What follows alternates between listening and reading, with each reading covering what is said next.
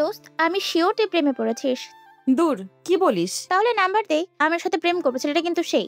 একটা থাপ্পড় দেবো, লজ্জা করে না এরকম কথা বলতে? এইটা তুই না বললি তুই প্রেমে পড়িসনি, সেই জন্যই তো আমি একটা চান্স নিতে চাচ্ছিলাম। তোর চান্স নেওয়া লাগবে না, আমারটা আমারই থাক।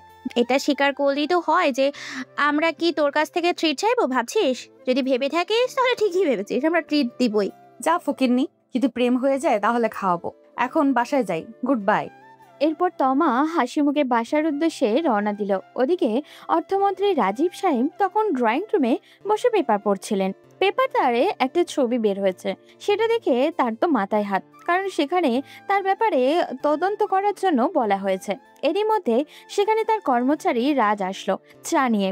তিনি যখন চাটা নিতে যাবেন, হঠাৎ করেই কাপটা তার উপরে পড়ে গেল। এটা দেখার পর রাজ অনেক বেশি ভয় পেয়ে গেল। এদিকে মন্ত্রী সাহেব তো রাগে থরথর করে কাঁপছেন। এমনিতেই তিনি চিন্তার মধ্যে ছিলেন। তিনি রেগে উঠে গিয়ে রাজের গালে কষি একটা থাপ্পড় মেরে দিলেন। এরপর ছুটে গিয়ে সের পাশে পড়ে থাকা লাঠিটা এনে ওকে মারতে শুরু করলো। এটা ওনার পুরনো স্বভাব। যখন চিন্তায় থাকেন তখন অকারণে এটা ওটার উপরে নিজের রাগ ছাড়েন। ওদিকে তমা তখন ভার্সিটি শেষ করে সবেমাত্র বাড়িতে প্রবেশ করেছে। যখনই দেখতে পেল তার বাবা এরকম একটা কাজ করছে, তখন সে দৌড়ে আসলো, এসে তার বাবাকে ছাড়িয়ে নিল। এরপর বলল, বাবা, তুমি কি পাগল হয়ে গেছো? এরকম করছো কেন? ছোট লোকের বাচ্চার কত বড় সাহস! গরম চা আমার উপরে ফেলে দিয়েছে। ওকে আজকে আমি শেষ করে ফেলবো। আমি কতবার বলেছি একে চাকরি থেকে বের করার জন্য, কিন্তু তোর মা পাগল হয়ে গেছে ছোট লোকের বাচ্চাটাকে চাকরিতে রাখার জন্য। বাবা, তুমি প্লিজ এরকম করো না। তোমার মাথা গরম হয়ে গেলে তুমি কি করো সেটা তুমি বুঝতে পারো না। রাজ তো আর ইচ্ছে করে তোমার গায়ের উপর চা ফেলে দেয়নি, হয়তো ভুল করে পড়ে গিয়েছে। এতে এতটা রিয়াক্ট করার কিছু হয়নি। তোরা মা মেয়ে মিলে এই চাকরের বাচ্চাটাকে এত বাড়িয়েছিস, না হলে একে আমি আজকেই শেষ করে দিতাম। একে আমার সামনে থেকে নিয়ে যা, ওর চেহারা আমি আর দেখতে চাই না। রাজ কোনো কথা বলল না, দৌড়ে নিজের রুমে চলে গেল। এটা দেখার পর তোমার অনেক খারাপ লাগলো, কারণ রাজকে মন খারাপ দেখলে তা তোমার একদমই ভালো লাগে না। কেন ভালো লাগে না সেটা সে জানে না। তমা তখন নিজের রুমে গিয়ে ফ্রেশ হওয়ার পর চলে গেল রাজের রুমে। গিয়ে দেখতে পেল রাজ চুপচাপ বসে আছে। এটা দেখার পর সে বলল, এই যে মিস্টার, আমি কি আসতে পারি? রাজ তখন দরজার দিকে তাকিয়ে দেখে তমা দাঁড়িয়ে আছে। তমাকে দেখে রাজ নিজেকে স্বাভাবিক করে বলল, কি বলছেন ম্যাম? আপনি আমার রুমে আসবেন তার জন্য আবার অনুমতি নিতে হয় নাকি? এটা তো আপনাদেরই বাসা। আমি সামান্য চাকর, আমার সাথে এত নিয়মকানুন রক্ষা করলে চলে? তমা চুপচাপ রাজের পাশে এসে বসে। রাজ এখনো নিচের দিকে তাকিয়ে আছে। তমা রাজকে উদ্দেশ্য করে বলল, আসলে তুমি তো জানো বাবা এরকমই। তুমি বাবার ব্যবহারে কিছু মনে করো না। তোমার মন খারাপ হয়েছে তাই না? তোমাকে এরকম মন খারাপ দেখতে একদম ভালো লাগে না। রাজ তখন হালকা হেসে তমার দিকে তাকালো। এই দুই চরিত্র দেখতে দেখতে রাজ একদমই পাগল হয়ে যাবে। এই বাড়িতে দুই চরিত্র দুই রকম। এর মধ্যে প্রথম চরিত্র হলো মন্ত্রী সাহেব, অপরদিকে তার মেয়ে এবং তার স্ত্রী আরেক চরিত্র। তারা দুজনেই রাজকে অনেক পছন্দ করেন। যখন প্রথম রাজ এই বাড়িতে কাজের জন্য এসেছিল, তখন মন্ত্রী সাহেবকেও রাজকে পছন্দ করতেন। কিন্তু এরপর থেকে আস্তে আস্তে মন্ত্রী সাহেবের বিরক্তির কারণ হয়ে ওঠে সে। কিন্তু মন্ত্রী সাহেবের স্ত্রীর পছন্দের কারণে রাজকে চাকরি থেকে বের করতে পারছেন না। তাই তিনি সুযোগ পেলেই ওকে অত্যাচার করেন। ওর পরিশ্রম যাতে বেশি হয় সেই জন্য উনি বাসায় কাজের লোক কমিয়ে দিয়েছেন। আর যারা আছে তাদের দিয়েও কিছু করতে দেন না, যাতে সব পরিশ্রম রাজকে একা করতে হয়। মন্ত্রীর গিন্নির রাজকে পছন্দের বিশেষ কারণ হলো ছেলেটার কেউই নেই। এখান থেকে চলে গেলে রাস্তায় পড়ে মরে যাবে। এদিকে রাজ তখন তমার দিকে তাকিয়ে বলল, ম্যাম, এটা কি বলছেন? আমি কেন স্যারের উপরে রাগ করব? উনি তো ভুল কিছু করেননি। আমি ভুল করেছিলাম, সেই জন্য শাস্তি পেয়েছি। তাই এসব কথা বলবেন না, এটা স্যারের প্রতি অন্যায়। আচ্ছা রাজ, তুমি কিভাবে এত স্বাভাবিক থাকতে পারো? এত অপমান সহ্য করার পরেও তুমি হাসি মুখে কিভাবে কথা বলতে পারো? আমাকে যদি কেউ এইভাবে অপমান করতো, তাহলে আমি তার বিরুদ্ধে কি করতাম আমি নিজেও জানি না। কি করব ম্যাডাম? আমি এখন এখান থেকে বের হয়ে গেলে আমাকে সারা জীবন রাস্তায় কাটাতে হবে। এর চেয়ে এই অপমান সহ্য করে থাকাটাই আমার জন্য ভালো হবে। আমার কোনো কিছুর প্রতি লোভ নেই। যদি আমি অপমান থেকে বেঁচে থাকার জন্য এই বাড়ি থেকে বের হয়ে যাই, তাহলে রাস্তায় থাকতে হবে। এর চেয়ে ভালো না এই অপমান সহ্য করে এখানে থাকি। আচ্ছা রাজ, তোমার তো মন খারাপ, চলো আমরা দুজন বাহির থেকে ঘুরে আসি। না ম্যাম, এখন আমাকে কাজ করতে হবে। রান্নার কাজ এখনো বাকি আছে। এখন কাজ ছেড়ে গেলে স্যার অনেক রাগ করবেন, আর আপনার সাথে ঘুরতে দেখলে স্যার আমাকে মেরে ফেলবেন। তাই আপনি একা চলে যান। আরে তোমাকে কোনো চিন্তা করতে হবে না, তুমি আমার সাথে চলো। বাবা তোমাকে কিছুই বলবে না। যদি তোমাকে বাবা কিছু বলে তাহলে আমি বাবার সাথে কথা বলবো।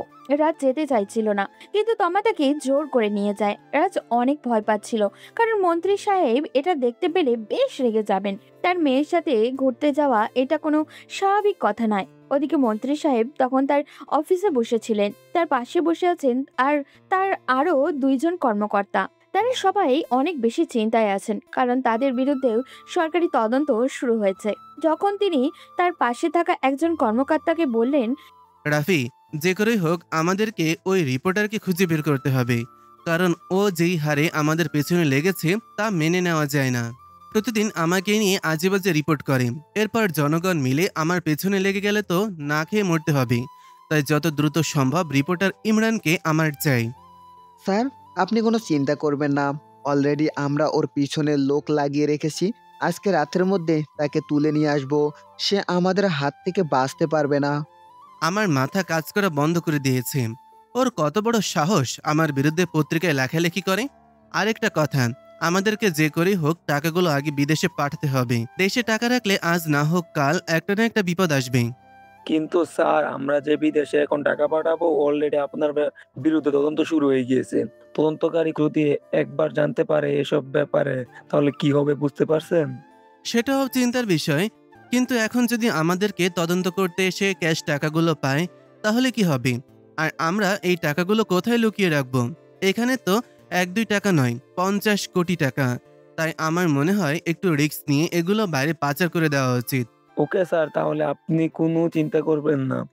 আমি আজকের ভিতরে টাকা বাইরে পাঠিয়ে দেওয়ার ব্যবস্থা করছি।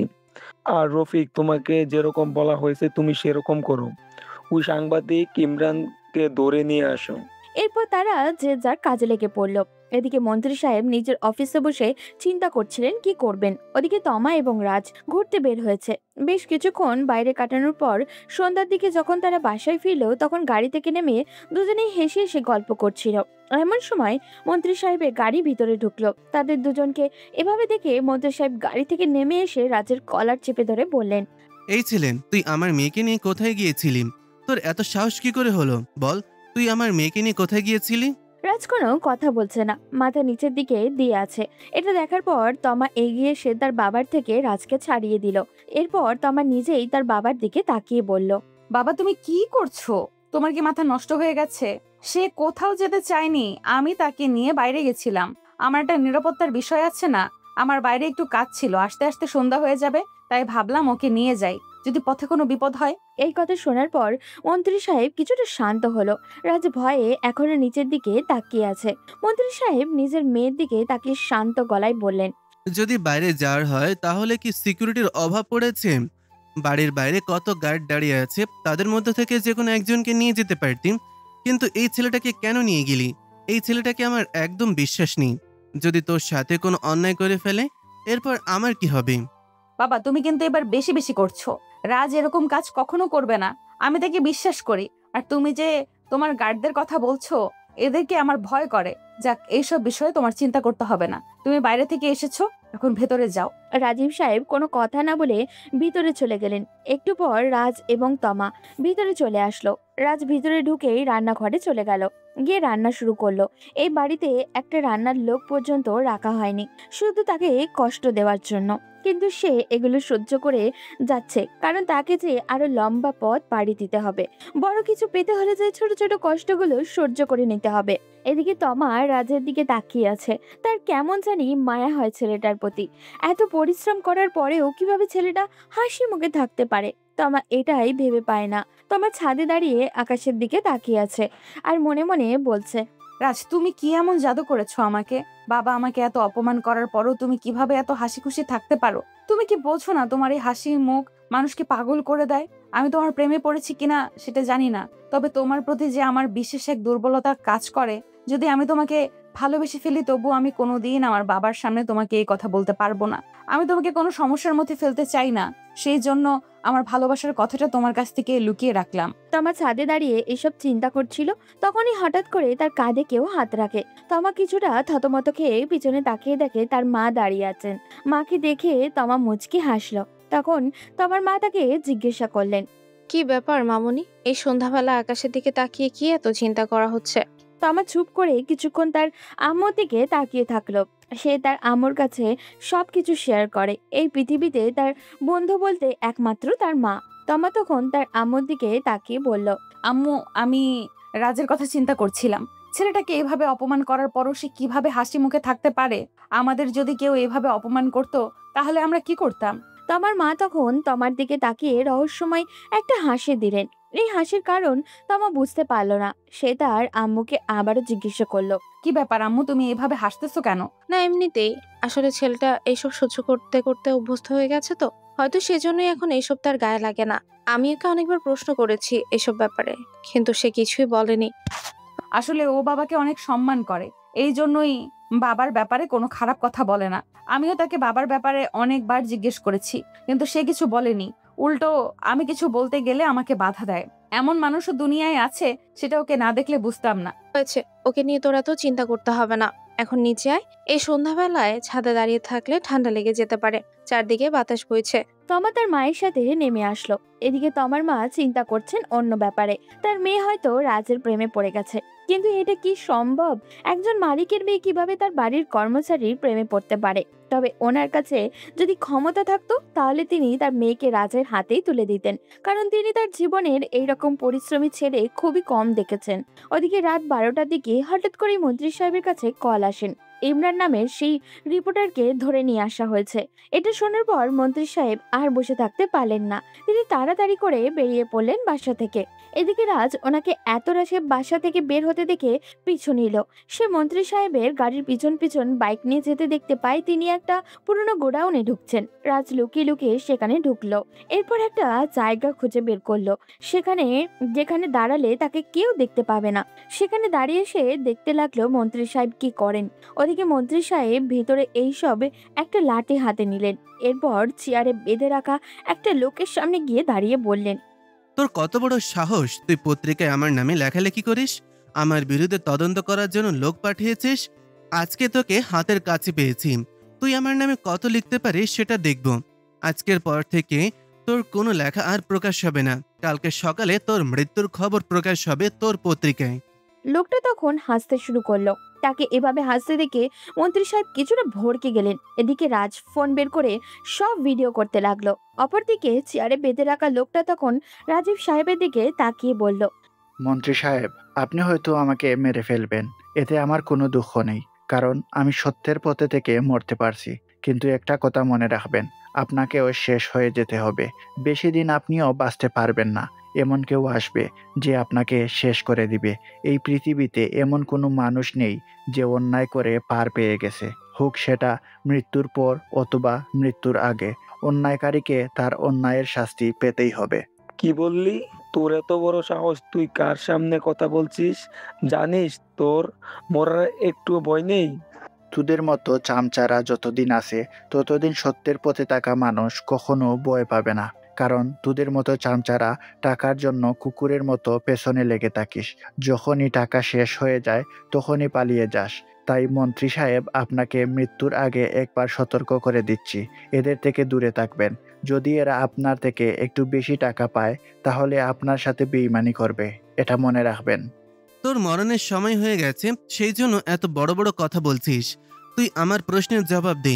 তুই আমার বিরুদ্ধে লেখার সাহস কিভাবে পেলি? কে তোকে এই সাহস দিয়েছে? জানেন তো মন্ত্রী সাহেব, আমি ছোটবেলা থেকে একটু বেশি সাহসী। আমি জানি আপনি সরকারি 3টা প্রকল্পের অর্ধেক টাকা মেরে দিয়েছেন। এখন এই টাকা আপনি বিদেশে পাচারের ধান্দায় আছেন। আমি কোনো মিথ্যা সংবাদ প্রকাশ করিনি যে আমি ভয় পাবো। এতে যদি আমার মৃত্যু হয় তাহলে আমার কোনো দুঃখ নেই। আমি স্বাচ্ছন্দ্যে মৃত্যুকে বরণ করে নিব। মন্ত্রী সাহেব কিছুটা চিন্তার মধ্যে পড়ে গেলেন। তার ব্যাপারে এত কিছু এই রিপোর্টার কিভাবে জানে? তখন তিনি সেই রিপোর্টারের উপর অত্যাচার শুরু করলো, নির্মম অত্যাচার। তার কাছ থেকে এইসবের পিছনে কে আছে সেটা জানার জন্য, কারণ একজন রিপোর্টারের পক্ষে কোনোদিনই সম্ভব নয় এত কিছু একা জানা। ওদিকে রাজ সবকিছু ভিডিও করে রাখছিল। এদিকে ইমরান নামের সেই রিপোর্টার টানা 30 মিনিট পিটান খাবার পর সে কিছু স্বীকার করতে রাজি হলো না। তখন মন্ত্রী সাহেব রেগে নিজের বন্দুক বের করলেন। এদিকে রাজ ভাবলো এই রিপোর্টারকে বাঁচানো হবে, বাঁচাতেই হবে, কারণ এই রিপোর্টারকে যদি বাঁচানো যায় তাহলে তো অনেক তথ্য জানা যাবে। কিন্তু একে এখন কিভাবে বাঁচাবে? এখন যে যদি সামনে যায় তাহলে তাকেও মরতে হবে। তাই সে একটা বুদ্ধি খাটালো। সে তার পাশে থাকা একটা ইট নাড়াচাড়া করতে শুরু করলো এবং তার পায়ে থাকা বুট জুতা দিয়ে মাটির উপর কয়েকটা বিচ্ছিন্ন আঘাত করলো, যাতে বোঝা যায় অনেক লোক একসাথে আসছে। এদিকে বুটের আওয়াজে পেয়ে মন্ত্রী সাহেব ভাবেন হয়তো পুলিশ এসে গেছে, তাই তিনি ভয় পেয়ে গেলেন। তিনি তাড়াহুড়ো করে রাফিকে ডেকে বললেন, আমাদেরকে যত তাড়াতাড়ি সম্ভব এখান থেকে পালিয়ে যেতে হবে, কারণ পুলিশ চলে এসেছে। পুলিশ যদি এসে এখানে আমাদেরকে দেখতে পায় তাহলে আমাদের সবকিছু শেষ হয়ে যাবে। এই রিপোর্টারকে পরেও ধরা যাবে, কিন্তু এখন আমাদেরকে নিজেদের জীবন বাঁচাতে হবে। তাই তাড়াতাড়ি চলো এখান থেকে পালিয়ে যেতে হবে। বলেই তারা পালাতে শুরু করলো। রাজ তখন তাদের পিছন পিছন কিছু দূর গেল, কারণ তারা সত্যি পালিয়ে গেছে কিনা নাকি আবার ফিরে আসবে এটা দেখার জন্য। যখন দেখলো তারা পালিয়ে গেছে তখন সে পিছন ফিরে আসলো। এসে সেই রিপোর্টারের হাতের বাঁধন খুলে দেখে লোকটার অবস্থা অনেক খারাপ। রাজ তাকে নিজের কাঁধে নিয়ে কোনো মতে সেখান থেকে বের হলো। এরপর এক মুহূর্ত দেরি না করে লোকটাকে নিয়ে একটা হসপিটালে গেল। কিন্তু রাজ সেখানে থাকবে কি করে? সকালে উঠে যদি মন্ত্রী সাহেব তাকে খুঁজে না পান তাহলে তো তুলকালাম কাণ্ড বাঁধিয়ে ফেলবেন। এইসব যখন চিন্তা করছিল তখন ডাক্তার বেরিয়ে এসে বলল সে এখন রোগীর সাথে দেখা করতে পারবে। রাজ দ্রুত কেবিনে গিয়ে লোকটার মাথার কাছে বসে বলল, আপনার আর কোনো চিন্তা নেই। ওদের হাত থেকে আমি আপনাকে নিয়ে পালাতে সক্ষম হয়েছি। তবে আপনি এক কাজ করেন, গোপন কোনো একটা জায়গায় লুকিয়ে পড়েন, কিছুদিন সেখানে লুকিয়ে থাকেন আর আমার নাম্বারটা রাখুন। আমি আপনার সাথে পরে যোগাযোগ করব। আপনার কাছ থেকে আমার অনেক কিছু জানার আছে। আচ্ছা ঠিক আছে, আমি না হয় লুকিয়ে থাকলাম, কিন্তু তুমি কে? আর তুমি আমাকে এভাবে বাঁচালে কেন? রাজ তখন তার পকেট থেকে একটা কার্ড বের করে সেই রিপোর্টারের সামনে ধরলো। এটা দেখার পর লোকটা চুপ হয়ে গেল এবং রাজের কথা মতো হসপিটালের বাইরে থেকে একটা গাড়ি ভাড়া করে চলে গেল। এদিকে রাজ ফিরে আসলো তার জায়গায়, কিন্তু এই রাতের বেলা সে কিভাবে বাসায় ঢুকবে? সিকিউরিটি গার্ডরা বাইরে দাঁড়িয়ে আছে। যদি তাকে একবার দেখতে পায় তাহলে হয়তো মন্ত্রী সাহেবকে জানিয়ে দেবে, আর মন্ত্রী সাহেব যদি একবার জানতে পারে এত রাতে সে বাসার বাইরে গিয়েছিল তাহলে তাকে শেষ করে ফেলবে। সে গেটের বাইরে অপেক্ষা করতে লাগলো। একটু সময় দাঁড়ানোর পর দেখতে পেল তমার রুমের লাইট এখনো অন আছে। সে যতটা না অবাক হলো তার চেয়ে বেশি মনে হয় আশার আলো দেখতে পেল। সে তমার রুমের সোজাসুজি গিয়ে রাস্তা থেকে হাত নাড়িয়ে ইশারা করতে লাগলো, কারণ তমা ব্যালকনিতে বসে আছে একা একা। কিছুক্ষণ চেষ্টা চালিয়ে যাওয়ার পর হঠাৎই তমার নজর পড়লো রাজকে। সে ইশারায় জিজ্ঞাসা করলো, কি ব্যাপার রাজ, এত রাতে বাইরে কি করছো? রাজ বহু কষ্টে তমাকে বোঝালো তাকে কল করতে। তমা ইশারা বুঝতে পেরে রাজের ফোনে কল করলো। রাজ তাকে বুঝিয়ে বলল সে বাইরে হাঁটতে বেরিয়েছিল, এরপর ফিরে আসতে আসতে দেরি হয়ে গেছে। তমা কিছুক্ষণ সন্দেহ করলো মনে হয়, তবে সেটা প্রকাশ না করে নিচে এসে দারোয়ানের সাথে কথা বলে রাজকে ভিতরে ঢোকার ব্যবস্থা করে দিল। রাজ তমাকে ধন্যবাদ জানিয়ে দ্রুত নিজের রুমে চলে গেল, কারণ যা করার আজকে রাতেই করতে হবে। সে রুমে গিয়ে নিজের ফোন থেকে ভিডিওটা একজনের কাছে পাঠালো। এরপর লোকটা রিপ্লাই করতে রাজ নিজের ফোন থেকে সেই ভিডিওটা ডিলিট করে দিল। এদিকে সকালে উঠে মন্ত্রী সাহেব যাকে সামনে পাচ্ছেন তাকেই ঝেড়ে দিচ্ছেন। রাজ বুঝলো কালকে রাতের ঘটনায় তিনি বেশ চোটে আছেন, তাই সে চুপচাপ নিজের কাজ করতে লাগলো। এরপর থেকে টানা 2-3 দিন রাজ নিজের কাজগুলো খুব ভালোভাবেই করলো, একদম রাজীব সাহেবের মনের মতো হয়ে চলার চেষ্টা করলো। যখন বুঝলো ঘটনাটা তিনি ভুলতে শুরু করেছেন তখন সে সেই সাংবাদিকের সাথে দেখা করার সিদ্ধান্ত নিল। আজ তোমার ভার্সিটি নেই, তাই তারও তেমন কোনো কাজ নেই। রাজ বিকেলে বলেছে ওই লোককে দেখা করবে। এখন দুপুরে সে ব্যালকনিতে বসে মেঘাচ্ছন্ন আকাশ দেখছে। এই শীতের দিনেও বৃষ্টিটা বিরলই বলা চলে। আজ তার বাবা মায়ের কথা ভীষণ মনে পড়ছে। সবাই বেঁচে থাকতেও আজ সে দিন পরিচয়ে একজনের বাসায় চাকর হয়ে আছে। রাজ আকাশের দিকে তাকিয়ে গান ধরলো। সে টুকটাক গান গাইতো ছোট থেকেই। হঠাৎই লক্ষ্য করলো কেউ তার পাশে বসে মনোযোগ দিয়ে সেই গান শুনছে। সে থেমে পাশে তাকাতেই দেখলো তমা বসে আছে। এটা দেখে সে কিছুক্ষণ থতমত খেয়ে জিজ্ঞাসা করলো, আরে ম্যাডাম, আপনি কখন আসলেন? সরি না বলে ঢুকে গেলাম। আসলে তুমি অনেক সুন্দর গান গাইছিলে, সেই জন্য তোমাকে ডিস্টার্ব না করে পাশে বসে পড়লাম। তোমার গানের গলা সত্যিই অনেক সুন্দর। রাজ এই কথা শোনার পর মাথা চুলকাতে লাগলো।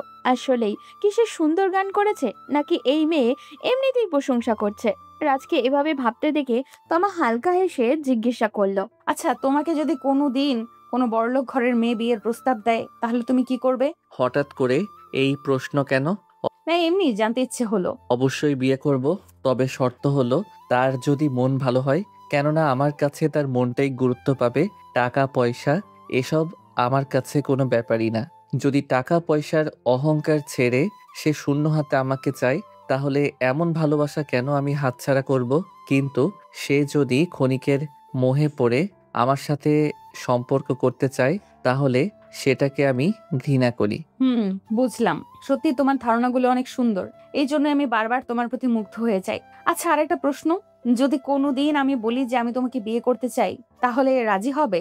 এই কথা শোনার পর রাজ তমার দিকে অবাক হয়ে তাকালো। তমার চোখে মুখে বলে দিচ্ছে সে এই কথা নিছকই হাসির ছলে বলেনি, বরং তার কথার স্পষ্ট সিরিয়াসনেস দেখা যাচ্ছে। রাজ তখন তমার পাশ থেকে উঠে গিয়ে বলল, এসব কি আবোল তাবোল কথা বলছেন ম্যাডাম? আপনার কি মাথা নষ্ট হয়ে গেছে? আপনি আমাকে বিয়ে করবেন মানে? আমি আপনাদের চাকর। চাকর হয়েছে তো কি হয়েছে? আমি এসব বিষয়ে চিন্তা করতে চাই না। তুমি না বললে মানুষের মন দেখতে হয় সব সময়? টাকা পয়সার জন্য যে সম্পর্ক রাখে সে কোনোদিন সুখী হতে পারে না। তাহলে কেন এরকম কথা বলছো? আমি তো টাকা পয়সা ছাড়া তোমার এই শূন্য জীবনের সঙ্গী হতে এরকম সিদ্ধান্ত নিয়েছি। দেখেন, এমনি এমনি পাগলামি করবেন না। আপনার বাবা যদি এটা জানতে পারে তাহলে আমাকে শেষ করে ফেলবে। আমি চাই না এসব ঝামেলায় জড়াতে, তাই প্লিজ এরকম কথা আর মুখে আনবেন না।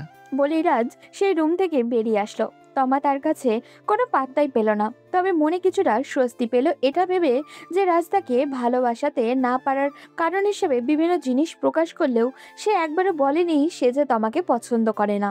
এদিকে রাজ কাজকর্ম গুছিয়ে বিকেলবেলা বেরিয়ে পড়ল, কারণ ইমরানের সাথে দেখা করতে। ইমরান মুখে মাস্ক পরে রেস্টুরেন্টের একটা কোণার টেবিলে বসে আছে, কারণ তাকে যদি এখন কেউ দেখে ফেলে তাহলে তাকে ধরে নিয়ে যাবে, এটা নিশ্চিত। রাজ সাংবাদিক ইমরানের মুখোমুখি বসে তাকে জিজ্ঞাসা করলো, আপনার কাজগুলো অনেক সুন্দর। আমার আপনার হেল্প লাগবে। মন্ত্রী রাজীব সাহেবের ব্যাপারে আপনি যা জানেন সেগুলো আমাকে বলেন, এরপর আমি দেখছি কি করা যায়। দেখুন, আপনারা যদি ওই শয়তানটার উপযুক্ত ব্যবস্থা নিতে পারেন তাহলে আমি কথা দিচ্ছি আমার জীবন দিয়ে হলেও আমি আপনাদের সহযোগিতা করব। মন্ত্রী সাহেবের ব্যাপারে আমি অনেক দিন থেকে তদন্ত চালাচ্ছি। আমার টিমে আরও 2টা সদস্য আছে। আমরা 3 জন মিলে অনেক দিন থেকে মন্ত্রী সাহেবের পেছনে ঘুরতেছি। সরকারি কাজের জন্য মন্ত্রণালয় থেকে পাওয়া বিপুল পরিমাণ টাকা উনি আত্মসাৎ করেছেন, আর সেগুলো যাতে কারো চোখে ধরা না পড়ে সেজন্য নকল অনেকগুলো কোম্পানির নামে সেই টাকা জমা করেছেন।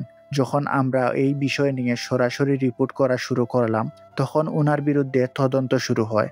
এখন সেই বইয়ে উনি ওনার সব টাকা বিদেশে পাচারের চেষ্টা করছেন।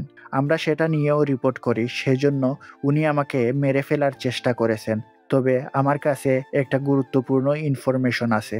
উনি ওনার যত অবৈধ লেনদেন করেন সব হিসাব ওনার এক কালো ফাইলে রাখেন। ওই ফাইলটা যদি কোনোভাবে পাওয়া যায় তাহলে এর চেয়ে বড় প্রমাণ আর কিছুই লাগবে না। বুঝলাম।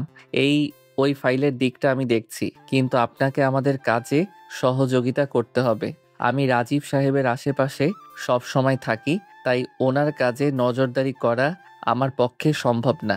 আপনি আপনার টিম নিয়ে আগের মতো ইনফরমেশন কালেক্ট করতে থাকেন। কিন্তু ওরা একবার আমাকে যখন খুঁজে বের করে ফেলেছে তখন কি ওরা থেমে থাকবে? আমি কথা দিচ্ছি রাজীব সাহেব আপনার কোনো ক্ষতি করতে পারবে না, তবে তার জন্য আপনাকে প্রথমে আপনার রিপোর্টিংয়ের জবটা ছাড়তে হবে। ওদের চোখে ধুলো দেওয়ার এর চেয়ে সুন্দর উপায় আর নেই। হ্যাঁ, আমিও এটাই ভেবে রেখেছিলাম। অফিসে এই ব্যাপারে কথাও বলেছি। যতদিন না পর্যন্ত মন্ত্রী সাহেবকে ধরা হচ্ছে ততদিন পর্যন্ত আমি কাজ থেকে দূরে থাকবো। আপনার মতো মানুষ পাওয়া সত্যি কঠিন। আপনি আমার সাথে কন্ট্যাক্ট রাখবেন, যখন যা জানতে পারবেন সবকিছু আমাকে জানাবেন, আর আপনার নিরাপত্তার বিষয়টা আমরা দেখছি। ওকে, তাহলে আমি আজ থেকেই আমার কাজ শুরু করে দিচ্ছি। যখনই কিছু জানতে পারবো আপনাকে জানাবো। রাজ ইমরানের সাথে কথা বলা শেষ করে সেখান থেকে চলে আসলো। এখন সবার আগে জানতে হবে রাজীব সাহেব ওই কাগজপত্র কোথায় রাখে। যদি একবার সেগুলো হাতে পেয়ে যায় তাহলে ওনাকে শেষ করাটা শুধু সময়ের ব্যাপার, কিন্তু সেটা কি এতটাও সহজ হবে? রাস্তার বসের সাথে যোগাযোগ করলো। তিনি সতর্ক করলেন যাতে তাড়াহুড়ো না করে। যেহেতু অনেকটা সময় পার হয়ে গেছে, তাহলে আরেকটু ধৈর্য করে কাজটা সঠিকভাবে সমাধান করতে হবে। রাজ ওনার কথা মতো কাজ শুরু করলো। এরপর কেটে গেছে আরো কয়েকটা দিন। রাজ এই কয়েকদিন থেকে লক্ষ্য করেছে মন্ত্রী সাহেবের মেজাজ সব সময় চড়া থাকে। তিনি কোনো একটা বিষয় নিয়ে খুব চিন্তায় আছেন। রাজকে জানতে হবে সেই বিষয়টা কি, এবং সেটা জানার জন্য সবচেয়ে সহজ উপায় হচ্ছে রাজীব সাহেবের খুব কাছের কাউকে হাত করে নেওয়া। তিনি তার কি কিন্তু তারা কি রাজের কথায় রাজি হবে? তবে এখন রাজের মনে হচ্ছে ইমরানের বলা একটা কথা, সে বলেছিল এইসব লোক টাকার জন্য যে কোনো কিছু করতে পারে। রাজ সেটাকে হাতিয়ার বানাবে। সে সুযোগের অপেক্ষায় থাকলো এবং ভাবতে লাগলো কাকে টার্গেট করবে, রাফিকে নাকি সাকিবকে। তবে রাজের যতদূর মনে হচ্ছে রাফিকে টার্গেট করাটাই ভালো, কারণ সাকিব রাজীব সাহেবের অনেক পুরনো কর্মচারী। সেই সাথে রাজীব সাহেবের টাকা পয়সার নিরাপত্তার কাজটাও সঠিকভাবে একা সামলায়। এমন লোকে টাকার লোভ দেখানো বোকামি, তাই রাফিকেই টার্গেট করলো। 2 দিন ধরে অপেক্ষা করার পর আজ মন্ত্রী সাহেব সাকিবকে নিয়ে চলে গেছেন একটা মিটিংয়ে। এই সুযোগ রাজ রাফির সাথে দেখা করলো, তাও আবার রাজীব সাহেবের অফিসে। মন্ত্রী সাহেব যেহেতু রাজকে দেখতে পারেন না, তাই রাফিও রাজকে তেমন পাত্তা দেয় না। রাজ রাফির সামনে বসে বলল, রাফি সাহেব, আপনার সাথে আমার কিছু গুরুত্বপূর্ণ কথা আছে। আপনি কি আমার সাথে একটু আসতে পারবেন? চাকরের বাচ্চা, তুই আবার কোন দিন থেকে গুরুত্বপূর্ণ কথা বলা শিখলি? আর তুই এখানে এসেছিস কেন? স্যার দেখলে তোকে শেষ করে দিবে। আসলে আপনার সাথে একটু গুরুত্বপূর্ণ কথা আছে। স্যারের বিষয়ে আমি একটা গোপন খবর পেয়েছি। যদি সেটা সত্যি হয় তাহলে স্যারের জীবনের ক্ষতি হতে পারে। রাফি রাজের এমন কথায় কিছুটা সিরিয়াস হলো। সে রাজের সাথে বাইরে আসলো। রাজ অফিস থেকে কিছুটা দূরে এসে একটা রেস্টুরেন্টে ঢুকলো। এরপর রাফির মুখোমুখি বসলো। রাফি একটু বিরক্তি নিয়ে বলল, এই সরাসরি বল, কি বলবি? এত ভঙ্গি করছিস কেন? রাজ তখন রাফির সামনে টাকার ব্যাগ বের করলো।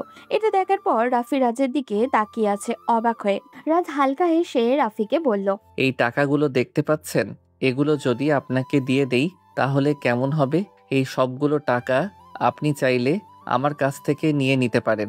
এই চাকরের বাচ্চা, তুই এত টাকা কোথায় পেলি? আমার তো মনে হয় স্যারের বাড়ি থেকে সব টাকা চুরি করে নিয়ে এসেছিস। আমি এখনই স্যারের কাছে কল করে বলছি। আরে ভাই, স্যারের কাছে কেন কল করবে? আপনি জানেন না স্যারের বাড়ি থেকে বিনা চেক করে কাউকে বের হতে দেয় না? তাই এসব বাদ দাও। শুনো, যদি তুমি আমার কথায় রাজি হও তাহলে এই সব টাকা তোমাকে দিয়ে দিব। এবার রাফির চেহারায় পরিবর্তন দেখা গেল। তার কথার সুর আস্তে আস্তে পাল্টাতে লাগলো। এটা দেখার পর রাজ বুঝতে পারলো তার টাকার লোভ চলে এসেছে। রাজ তাকে আরো একটু লোভ ফেলার জন্য বলল, এই টাকাগুলোর ব্যাপারে কেউ কিছু জানতে পারবে না। শুধু আমাকে একটু হেল্প করলেই তোমাকে সব টাকা দিয়ে দিব। আচ্ছা বল, কি কাজ করতে হবে? যদি আমাকে এইসব টাকা দিয়ে দিস তাহলে আমি তোর কাজ করতে রাজি আছি। আমাকে মন্ত্রী সাহেবের ব্যাপারে কিছু ইনফরমেশন বলতে হবে যেগুলো কেউ জানে না। তুই ঠিক কোন ব্যাপারে জানতে চাচ্ছিস, ক্লিয়ার করে বল। তুমি আমাকে মন্ত্রী সাহেবের দুর্নীতির ব্যাপারে বলবে। আমি জানি মন্ত্রী সাহেব দুর্নীতি করে অনেক টাকা জমিয়েছেন। সেই ব্যাপারে আমাকে সঠিক তথ্য দিতে হবে। যদি দিতে পারো তাহলে এই সব তোমার। এই ব্যাপারে একটা পিঁপড়াও কিছু জানতে পারবে না। রাফি রাজের দিকে সন্দেহজনক দৃষ্টিতে তাকালো, কারণ কেউ কোনো এই সামান্য ইনফরমেশনের জন্য এত টাকা দিবে। তখন সে বলল, কি ব্যাপার? কে তুই? আর তুই এসব ইনফরমেশন দিয়ে কি করবি? স্যার যদি জানতে পারে এসব বিষয়ে তাহলে আমাকে শেষ করে দিবে। তোকেও সাবধান করে দিছি, এসব থেকে দূরে থাকবি যদি নিজের জীবন বাঁচাতে চাস। তোমার কি এই টাকাগুলোর প্রয়োজন নেই? যদি প্রয়োজন না হয় তাহলে আমি অন্য কারোর সাথে কথা বলছি, যে আমাকে ইনফরমেশন দিবে তাকে আমি সবকিছু দিয়ে দিব। আমার সঠিক ইনফরমেশন সাথে প্রমাণ চাই। আমি অনেক ইনফরমেশন জানি, সবকিছু বলতে পারবো, তবে একটা শর্তে। এই কথাটা কাউকে বললে চলবে না, এমনকি সাকিব ভাইকেও না। সাকিব ভাই যদি এটা জানতে পারে তাহলে আমাকে শেষ করে দিবে। আচ্ছা ঠিক আছে, আমি তোমার কথাই রাজি। তুমি আমাকে সব ইনফরমেশন জানাবে সময় মতো। এখন অর্ধেক টাকা রাখো, বাকি টাকা কাজ হওয়ার পর পেয়ে যাবে। আচ্ছা ঠিক আছে, তাহলে শুরুতেই একটা গরম খবর নিয়ে যা। স্যার গত কয়েক মাস আগে পাওয়া 3টা ব্রিজের বাজেটের টাকা মেরে দিয়েছিলেন। সেগুলোর লেনদেনের সব কাগজপত্র আমার কাছে আছে। আমি নিজে সেই টাকা স্যারের এক আত্মীয় আমেরিকায় থাকে তার অ্যাকাউন্টে ট্রান্সফার করেছি। আর কি কি জানো সব বলো। আপাতত এইটুকু নতুন খবর, পরে কিছু হলে জানাবো। আর ওই কাগজগুলো কি নিবি? না এখন না, ওটা সময় মতো আমি নিয়ে নিব। কিন্তু আমি জানি তুমি আরো অনেক গোপন বিষয় জানো যেগুলো আমাকে বলতে চাচ্ছ না, সেগুলো বলো। এতক্ষণ যে কথাগুলো হচ্ছিল আমাদের মাঝে সব আমি রেকর্ড করে রেখেছি। আমি যদি মরি তাহলে তোমাকে নিয়ে মরবো। রাজের এই কথা শোনার পর রাফি কিছুটা চমকে গেল। সে চিন্তা করতে পারেনি রাজ এই রকম কিছু করবে তার সাথে। রাজের এদেরকে বিশ্বাস নেই, তারা যে কোনো সময় রূপ পাল্টে বেইমানি করতে পারে। সেজন্য এই বুদ্ধি আগেই বের করে রেখেছিল। এদিকে রাফি ভয় ভয় বলল, বিশ্বাস কর, আমি যা জানি সব বলে দিয়েছি। সামনে নতুন কিছু জানতে পারলে তোকে জানিয়ে দেব। সেটা তো বলবে, কিন্তু তার আগে বলো রাজীব সাহেবের যত অবৈধ ব্যবসা আর লেনদেন আছে সেগুলোর ডকুমেন্ট কোথায়? স্যারের সব কাগজপত্র তার রুমে থাকে। রুমে ঢুকলে প্রথমে যে লকার আছে সেই লকারটার 3য় ডয়ারে এসব কাগজপত্র রাখা থাকে এবং এর চাবি স্যার সবসময় সাথে নিয়ে চলেন। তবে আমি যতদূর জানি এর একটা চাবি ম্যাডামের কাছেও আছে, তবে সেটা কতটুকু সত্যি জানি না। আচ্ছা আমি খোঁজ নিচ্ছি। আর আজ থেকে নতুন কোনো ইনফরমেশন যখনই জানতে পারবে তখনই আমার কাছে যেন খবর চলে যায়, না হলে তোমাকে নিয়ে মরবো। বলেই রাজ সেখান থেকে চলে আসে। এদিকে রাফি চিন্তা করছে কিভাবে কি হবে। সে তো টাকা নিয়ে ফেলেছে, এখন যদি কাজ না করে তাহলে বিপদে পড়ে যাবে। এদিকে রাত চলে আসলো বাসায়। বাসায় আসার পর যখন ভিতরে ঢুকলো তখন দেখলো রান্নাঘরে বাইরে তমা দাঁড়িয়ে আছে। তমাকে দেখে রাজ সরে যেতে চাইলো। তমা তাকে টান দিয়ে রান্নাঘরের ভিতরে নিয়ে যায়। এরপর তার সামনে দাঁড়িয়ে বলে, কি ব্যাপার, তোমার সিদ্ধান্ত কি সেটা তো আমাকে জানালে না। আমি তো তোমাকে প্রপোজ করলাম, তার রিপ্লাই কি? দেখুন ম্যাডাম, পাগলামি করবেন না। এটা যদি স্যার জানতে পারে তাহলে আমাকে শেষ করে দিবে। তাই প্লিজ আমাকে এসব থেকে দূরে রাখুন। তুমি শুধু অন্যের কথা বলছো, বাবা কি বলবে সেটা বলছো, আম্মু কি বলবে সেটা বলছো, কিন্তু তোমার নিজের কথা একটা বারও বললে না। তুমি কি আমাকে পছন্দ করো না? যদি তুমি সত্যিই আমাকে পছন্দ না করো তাহলে কথা দিচ্ছি আমি তোমার জীবন থেকে সরে যাব। তমা তার আম্মুকে সবকিছু জানিয়ে দিয়েছে, কারণ তার আম্মুকে না বললে পরে সমস্যা হতে পারে। আর তমা জানে তার আম্মু সবসময় তাকে সাপোর্ট করবে। এদিকে রাজ কোনো কথা বলছে না। তমা তখন তার হাত ধরে বলল, কি হলো, তুমি তোমার মনের কথা আমাকে জানাবে না কেন? শুধু শুধু ভয় পাচ্ছ? যদি আমাদের ভালোবাসা সত্যি হয় কোনো বাধাই আমাদের আটকাতে পারবে না। রাজ কি বলবে ভেবে পাচ্ছিল না। সত্যি কথা কোনোভাবে বলা সম্ভব নয়, কারণ রাজও তমাকে ভালোবেসে ফেলেছে। কিন্তু একে যদি তার সামনে এখন বলে তাহলে তমা পরে কষ্ট পাবে, কারণ রাজ তো তোমার বাবার বিরুদ্ধে কাজ করছে। হঠাৎ করে রাজ দেখলো তার ম্যাডাম পিছনে দাঁড়িয়ে আছেন, অর্থাৎ তোমার মা। রাজ এটা দেখার পর তোমার হাত ছাড়ানোর চেষ্টা করলো।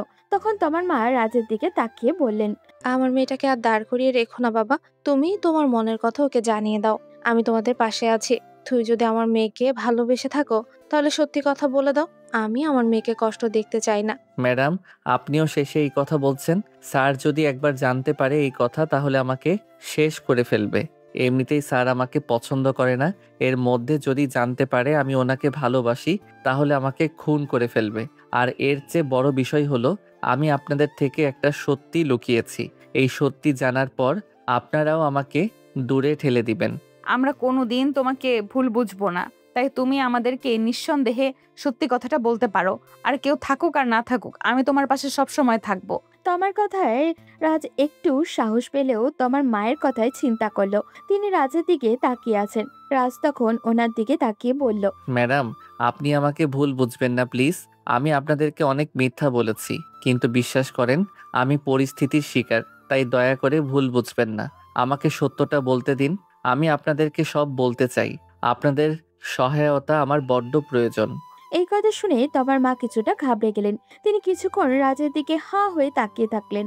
এরপর আস্তে করে বললেন, চিন্তা করো না বাবা, তুমি যদি কোনো অন্যায় না করো তাহলে আমরা তোমার পাশে আছি।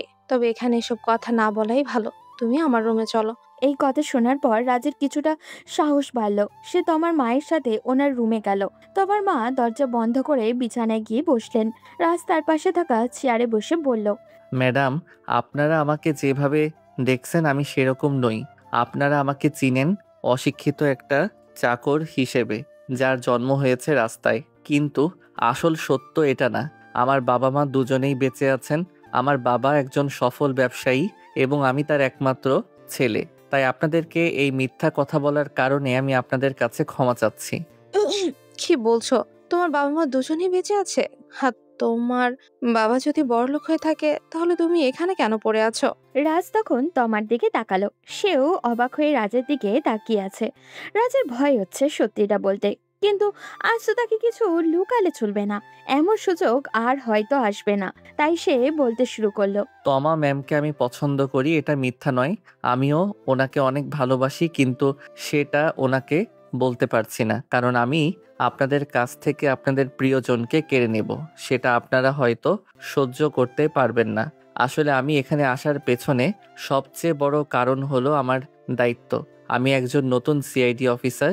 আমার স্যারেরা বেশ লম্বা সময় ধরে রাজীব স্যারের অবৈধ কার্যক্রমের ব্যাপারে তদন্ত করেছেন, কিন্তু ওনার বিরুদ্ধে কোনো প্রমাণ জোগাড় করতে পারছেন না।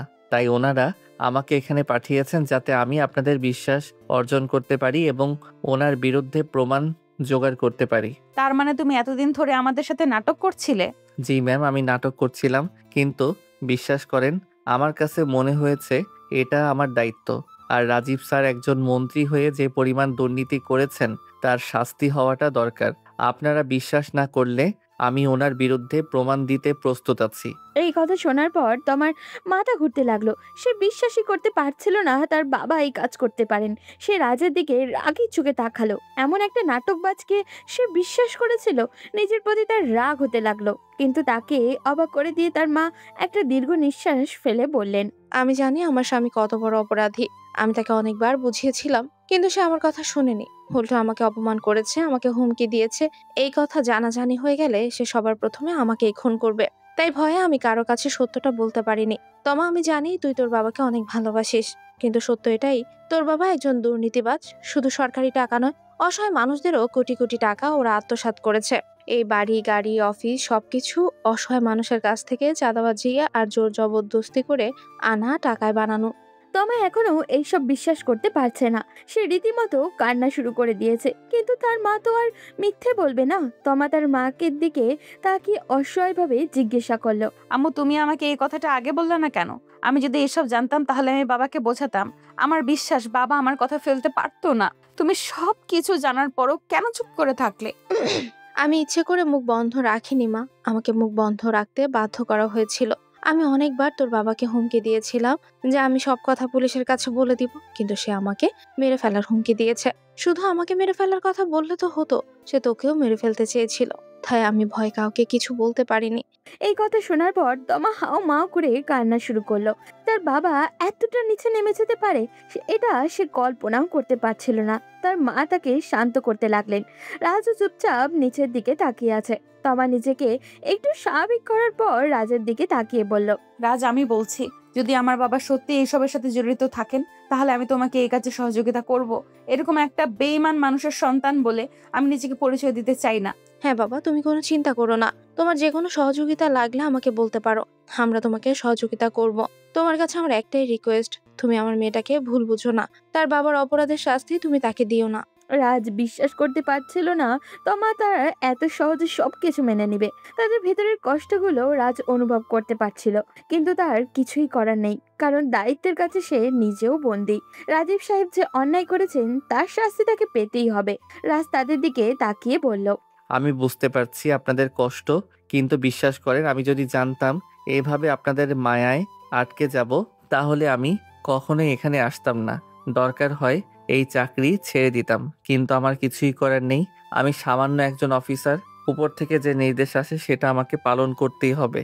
আর এখন এমন এক পরিস্থিতির সামনে এসে দাঁড়িয়েছে, আমি চাইলেও পেছনে ফিরতে পারবো না। উনি যে অপরাধের জগৎ সাজিয়েছেন তার একটাই শাস্তি, মৃত্যুদণ্ড। এই কথা বলার পর তোমার মা রাজের হাত ধরলেন। রাজ কিছুটা ভয় পেল, কারণ যদি উনি কোনো রিকোয়েস্ট করেন তাহলে সেটা তো রাখতে পারবে না।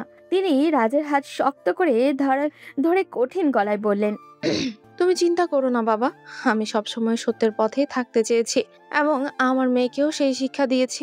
আমি বিশ্বাস করি আমার মেয়ে হয়তো কোনো আপত্তি করবে না। তার বাবা যে অন্যায় করেছে তাকে এই শাস্তি পেতে হবে। হ্যাঁ রাজ, আমরা সব সময় তোমার পাশে থাকবো। তোমার যে কোনো প্রয়োজনে আমাদের হেল্প লাগলে বলবে, কিন্তু এইসব করতে গিয়ে ভুলে যেও না আমি তোমাকে সত্যিই ভালোবাসি।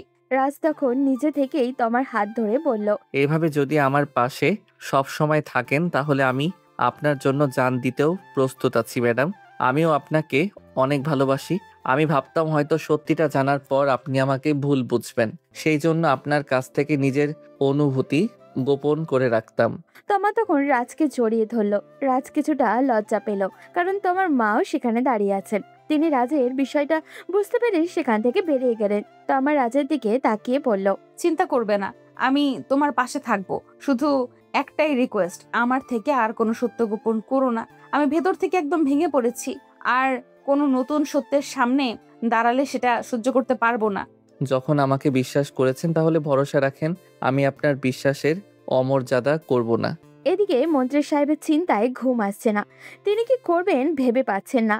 তিনি কিছু লোককে লাগিয়ে দিয়েছেন এটা জানার জন্য যে কোন অফিসাররা তার বিরুদ্ধে তদন্ত করছে। এদিকে রাজ নিজের কাজ চালিয়ে যাচ্ছে। 7 দিন পর একটা খবর রাফির কানে আসলো। সে শোনা মাত্রই রাজের কাছে কল করে, কিন্তু এর আগে যা সর্বনাশ ঘটার সেটা ঘটে গেছে। মন্ত্রী সাহেবের পাঠানো একটা লোক জানতে পেরে গেছে কোন অফিসার তার বিরুদ্ধে তদন্ত করছে। মন্ত্রী সাহেব তখন অফিসে বসেছিলেন। তার একটা কর্মচারী রাসেল আসলো তার কাছে। আসার পরে মন্ত্রী সাহেবের সামনে দাঁড়িয়ে বলল, স্যার, সবকিছু জানতে পেরে গেছি। কারা আপনার বিরুদ্ধে তদন্ত করছে সবকিছু আমার হাতে চলে এসেছে। সবার ছবি আমি নিয়ে এসেছি। কি বলছো? তাড়াতাড়ি ছবি দেখাও, কারা আমার বিরুদ্ধে কাজ করছে সেটা আমি দেখতে চাই। এই কথা বলার পর রাসেল হাতে থাকা ছবিগুলো দিল মন্ত্রী সাহেবের কাছে। মন্ত্রী সাহেব একে একে ছবিগুলো দেখতে শুরু করলেন। সবার শেষে দেখতে পেল সেখানে রাজের ছবি। এটা দেখার পর তার মাথাটা প্রায় নষ্ট হয়ে গেল। তার বাড়িতে বসে তার বিরুদ্ধে কাজ করছে, কিন্তু রাফি যখন এটা দেখতে পেল তখন বুঝতে পারলো রাজের জীবনে ঝুঁকি আছে। সেজন্য সে তাড়াতাড়ি বাইরে গিয়ে রাজের কাছে কল করে। রাজ তখন বসে বসে তমার সাথে গল্প করছিল। রাফির কাছ থেকে সবকিছু শুনে সে পাগলের মতো তাড়াহুড়ো করতে লাগলো। তমা তাকে এত তাড়াহুড়ো করতে দেখে জিজ্ঞাসা করলো, কি হয়েছে, এমন তাড়াহুড়ো করছো কেন? তোমার বাবা সবকিছু জেনে গেছে আমার ব্যাপারে। এখন আমাকে মারার জন্য এই বাসায় আসতেছে, তাই আমাকে এখান থেকে পালিয়ে যেতে হবে। কি বলছো বাবা, তোমার ব্যাপারে সবকিছু জেনে গেছে, এখন কি হবে? এখন এসব কথা বলার সময় নয়, আমাকে এখান থেকে যেতে হবে। আমি পরে তোমার সাথে দেখা করব। তুমি আমাকে সহযোগিতা করবে পালিয়ে যাবার জন্য। তাদের দুজনের তাড়াহুড়োর মধ্যে সেখানে তমার মাও চলে আসলেন। রাজ সবকিছু ওনাকে বলল। এরপর নিজের প্রয়োজনীয় জিনিসপত্র গোছাতে গোছাতে বলল, ম্যাডাম, আমাকে একটু সহযোগিতা করুন। স্যারের একটা ফাইল আছে এই বাসায়। যদি ওই ফাইল একবার আমাদের হাতে চলে আসে তাহলে স্যারের ব্যাপারে সবকিছু আমরা জানতে পারবো। ওই ফাইলটা দ্রুত নিয়ে আসুন। তুমি একটু অপেক্ষা করো বাবা, আমি এক্ষুনি ফাইলটা নিয়ে আসছি। বলেই উনি রুম থেকে বেরিয়ে গেলেন। তমা ভয় কান্না করে দিল। রাজ তখন তমাকে নিজের বুকের সাথে চেপে ধরে বলল, বোকার মতো কান্না করো না। তুমি আমার প্রতি বিশ্বাস রাখো, আমি সবকিছু সমাধান করতে পারবো। নিজের খেয়াল রাখবে। আমি খুব তাড়াতাড়ি তোমাকে এখান থেকে নিয়ে যাব। আমার খুব ভয় হচ্ছিল, বাবা যদি একবার তোমাকে ধরতে পারে তাহলে তোমাকে শেষ করে দেবে। এর মধ্যে ম্যাডাম একটা কালো ফাইল নিয়ে আসলেন। আমি সেটা হাতে নিলাম। এই ফাইলটার জন্য এতদিন থেকে অপেক্ষা করেছি। যখন আমরা বাইরে আসতে যাব, গেটের পাহারায় থাকা একটা সিকিউরিটি গার্ড আমার সামনে আসলো। সে আমাকে বাইরে যেতে দিচ্ছে না। হয়তো স্যার বলে দিয়েছেন আমাকে যেন বাইরে যেতে না দেওয়া হয়। তখন তোমার মা আর তমা সেখানে আসলো। সিকিউরিটি গার্ডকে উদ্দেশ্য করে তোমার মা বলে উঠলেন, তোমরা ওকে আটকাচ্ছ কেন? আমি ওকে বাইরে পাঠাচ্ছি একটা কাজে, তোমরা ওকে ছেড়ে দাও। সরি ম্যাডাম, স্যার আমাকে বলে দিয়েছেন ওনাকে যেন বাইরে যেতে না দেওয়া হয়। এখন যদি ওকে বাইরে যেতে দেওয়া হয় তাহলে স্যার আমাকে শেষ করে ফেলবে। তাই প্লিজ আমাকে আমার দায়িত্ব পালন করতে দিন। এ তোমার সাহস কি করে হলো? তুমি আমার আম্মুর মুখের উপর কথা বলো? তুমি কি জানো তোমার কি শাস্তি হতে পারে? সিকিউরিটি গার্ড অসহায় দৃষ্টিতে সবার দিকে তাকিয়ে আছে। তারা জোর করে রাজকে বাইরে যাওয়ার ব্যবস্থা করে দিল। রাজ সেখান থেকে পালিয়ে চলে আসলো। রাজ বের হতেই মন্ত্রী সাহেবের গাড়ি বাড়ির ভিতরে ঢুকলো। রাজ ততক্ষণে একটা গলির ভিতরে ঢুকে গিয়েছে। এদিকে বাড়িতে রাজকে না পেয়ে মন্ত্রী সাহেব ওই সিকিউরিটি গার্ডকে মারতে লাগলেন। তখন সে কান্না করতে করতে বলল, আমাকে ক্ষমা করে দিন স্যার, আমি এটা করতে চাইনি। ম্যাডাম আমাকে বাধ্য করেছেন। তমা ম্যাডাম আর বড় ম্যাডাম আমাকে জোর করে সরিয়ে দিয়ে ছেলেটাকে বাইরে বের করে দিয়েছেন। কি বললি? ওদের এত বড় সাহস? ওই ছেলেটাকে ওরা পালিয়ে যেতে সহযোগিতা করেছে। আজকে আমি ওদেরকে শেষ করে ফেলবো। রাজীব সাহেব রেগে ঘরের ভিতরে ঢুকলেন। ভিতরে গিয়ে দেখতে পেলেন তমা এবং তার মা চিন্তিত হয়ে বসে আছে। এটা দেখার পর তিনি তাদের সামনে গেলেন। এরপর রাগী দৃষ্টিতে দুজনের দিকে তাকিয়ে বললেন, তোরা যে ভুল করেছিস সেই ভুলের শাস্তি তোদেরকে পেতে হবে। আমার এত বড় শত্রু বাসায় ছিল কিন্তু আমি তাকে চিনতে পারিনি। তোরা এতদিন থেকে একটা শত্রুকে আমার বাসায় রেখেছিলি, তোদেরকে আজকে শেষ করে দেব। ওই ছেলেটাকে পালাতে সহযোগিতা করলি কেন? এই কথা শোনার পর তোমার মা কি জবাব দিবেন বুঝে উঠতে পারছিলেন না। তোমার ভয় একদম জমে গেছে, কিন্তু তার মা সাহস নিয়ে বললেন, সে অন্যায় করেনি। তোমাকে অনেকবার বলেছিলাম এই অন্যায় কাজ থেকে ফিরে আসো, কিন্তু তুমি শুনোনি। মানুষের বিশ্বাস নিয়ে খেলা করেছ, তাই তোমাকে এসবের শাস্তি পেতেই হবে। কি বললি? আমার ঘরে থেকে আমার বিরুদ্ধে কাজ করছিস? আজকে তোকে আমার হাত থেকে কেউ বাঁচাতে পারবে না। বলেই তিনি নিজের স্ত্রীকে মারতে শুরু করলেন। তমা কান্না করে নিজের বাবাকে থামানোর চেষ্টা করছে, কিন্তু পারছে না। এরপর ওনার হঠাৎ করেই মনে হলো ফাইলের কথা। তিনি দৌড়ে রুমে চলে গেলেন।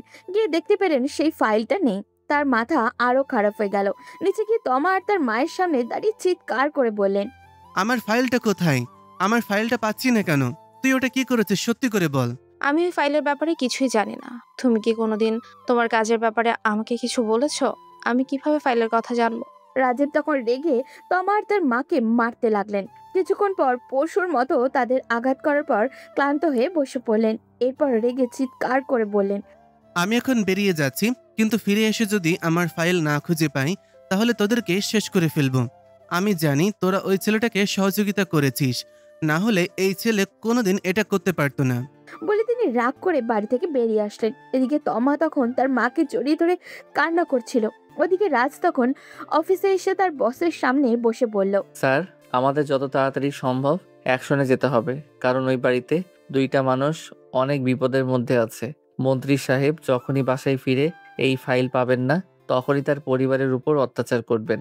তারা তো কোনো অন্যায় করেননি, তাদেরকে বাঁচাতে হবে। তুমি কোনো চিন্তা করো না রাজ, আমি সবকিছু দেখছি। আজকের রাতের ভেতর রাজীব সাহেবের বিরুদ্ধে ব্যবস্থা নেব। সে আমাদের হাত থেকে বাঁচতে পারবে না। এরপর তারা ফাইলগুলো চেক করলো। এদিকে মন্ত্রী সাহেব বুঝতে পারলেন তার এখন আর বাঁচার কোনো উপায় নেই, তাই তাকে সরাসরি অ্যাকশনে যেতে হবে। সেই জন্য তিনি প্রস্তুত হতে লাগলেন। ওদিকে গোয়েন্দা বিভাগের হেড অফিসাররা মিটিং শেষে সিদ্ধান্ত নিল যে রাতের বেলা রাজীব সাহেবের অফিসে আক্রমণ চালাবে।